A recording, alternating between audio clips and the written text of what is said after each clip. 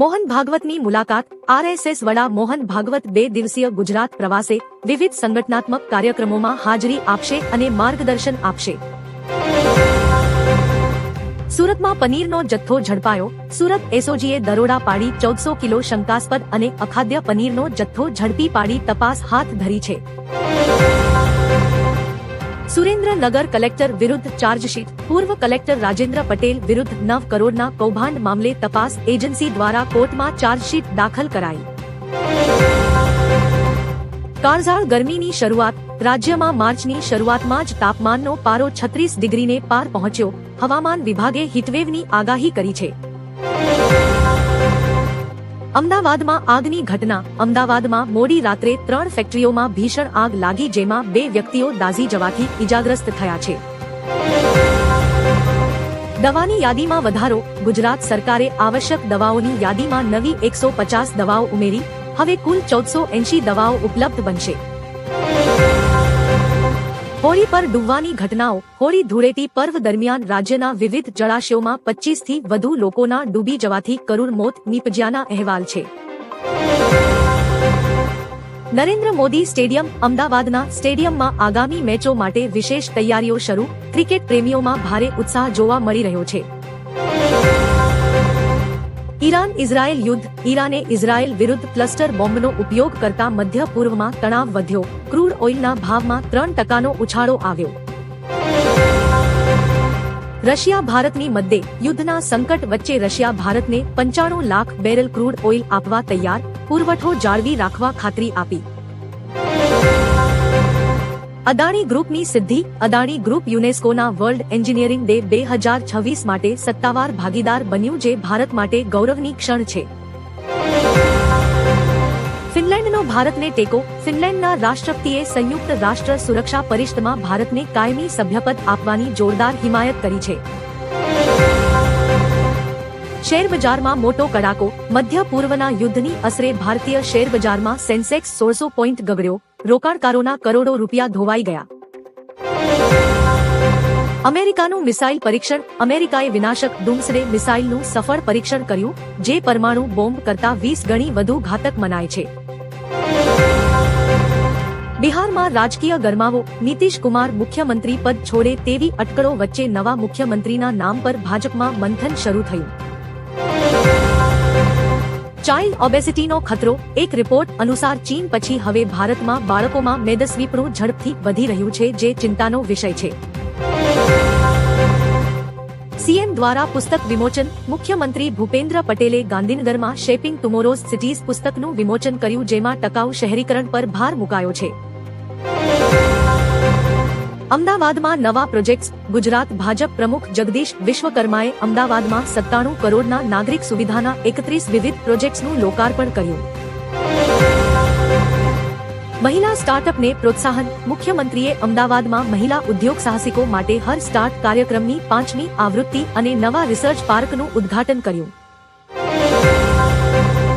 ઉનામાં હત્યાની ઘટના. ગીર સોમનાથના ઉનાના ભેભા ગામે ઘરકમકાસમાં પતિએ પત્નીની કુહાડીના ઘા મારી કરપીણ હત્યા કરતા ચકચાર મચી.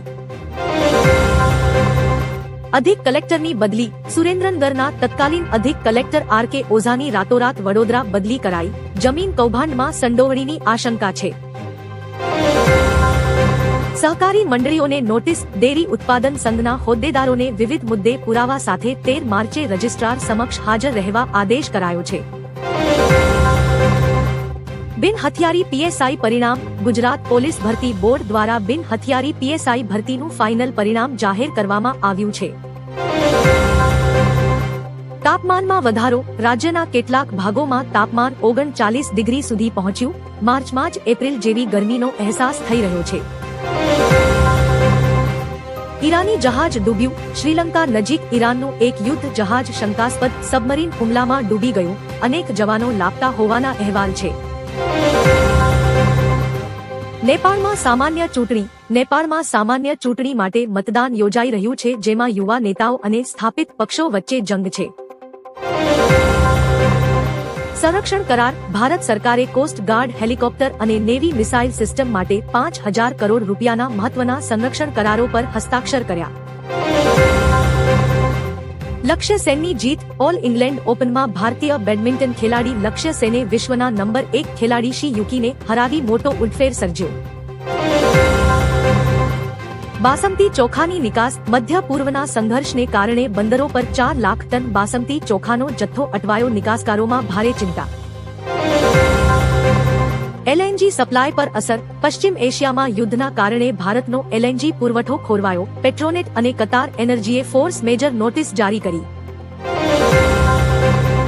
કર્ણાટકમાં સાયબર બ્રિજ. કર્ણાટકના સત્તાવાર શિક્ષણ પોર્ટલમાં ગાબડું પડતા 58 શાળાઓનો ડેટા જોખમમાં મુકાયો.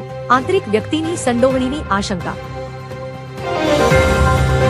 ભારત જાપાન સહયોગ. રાજસ્થાનમાં રેર અર્થ એલિમેન્ટ્સના ઉત્ખનન માટે ભારત અને જાપાન વચ્ચે વાટાઘાટો શરૂ.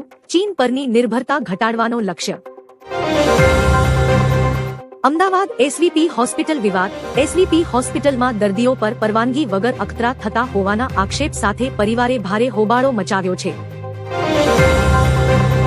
દુબઈથી ગુજરાતીઓ પરત. યુદ્ધની સ્થિતિ વચ્ચે દુબઈમાં ફસાયેલા સાબરકાંઠા અને ખેડાના 50થી વધુ ગુજરાતીઓ અમદાવાદ એરપોર્ટ પર સુરક્ષિત પરત ફર્યા.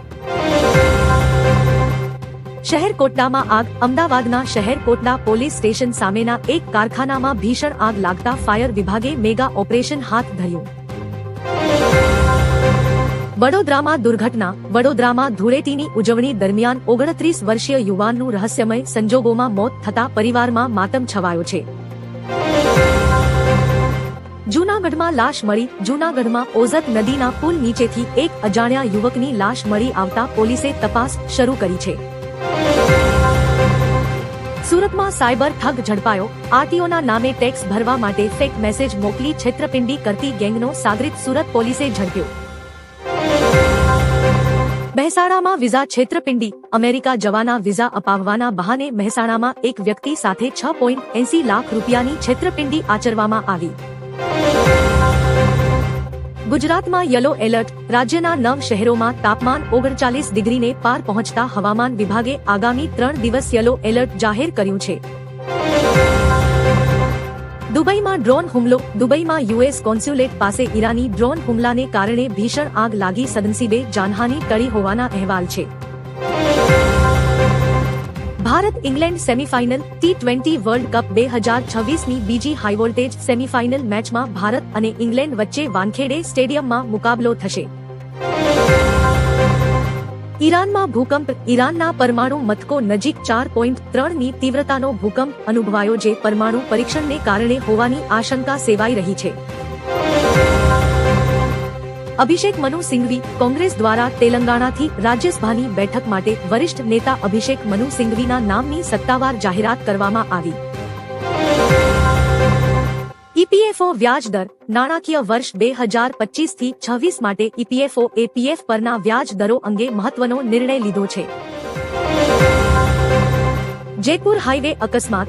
રાજકોટ જેતપુર નેશનલ હાઈવે પર સર્જાયેલા ટ્રિપલ અકસ્માતમાં 2 લોકોના કરુણ મોત નીપજ્યા છે. ટ્રમ્પનું નિવેદન. ડોનાલ્ડ ટ્રમ્પે ઈરાનમાં થયેલી તબાહી પર નિવેદન આપતા કહ્યું કે અમેરિકા જરૂર પડશે તો ઈરાનમાં ગ્રાઉન્ડ ઓપરેશન પણ કરશે.